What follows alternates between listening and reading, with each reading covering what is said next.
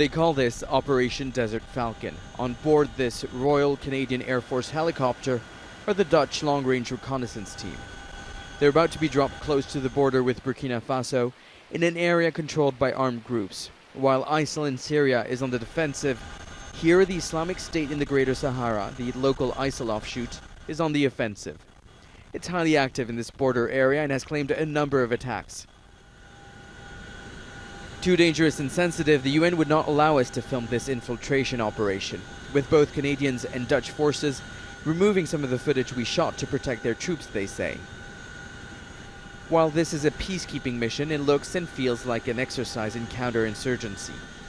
What makes this mission dangerous is that we have a lot of different layers of conflict drivers that actually feed the danger in Mali, because we have a lot of smugglers, smuggling activity, illegal trafficking, criminality. We have this ethnical tension between different groups.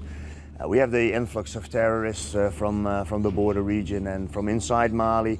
And also we have this tension between the armed groups that are sort of fighting for political power. And all these things add up to one big, dangerous melting pot. MINUSMA, as the mission in Mali is known, costs $1 billion a year and is considered the UN's most perilous. It's already cost the lives of 200 peacekeepers. That's more than any previous mission, and some of them were Dutch. The Canadian forces have brought back their helicopter to get it refueled. Meanwhile, some 300 kilometers away, the Dutch forces continue their ground patrol.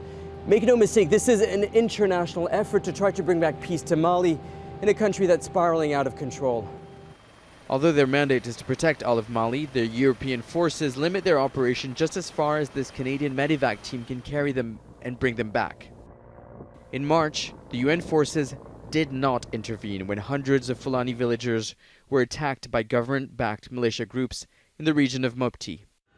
While the violence continues to spread, Canada and the Netherlands are pulling out of this operation, saying their mission is done. We are leaving, but the UN still stays behind with another 13,000 troops. So I'm not afraid that Mali will completely collapse now that while we leave. They might lose a specific asset, but the other troops that are still around can do a job just as well. They come back hours later, after having seen thousands of people uprooted by the increasing violence, in need of help, but in the hands of armed groups. They bear witness to what seems to be an expanding war, fought out of sight, deep in the Sahel. Nicolas, Haque, Al Jazeera, Gao.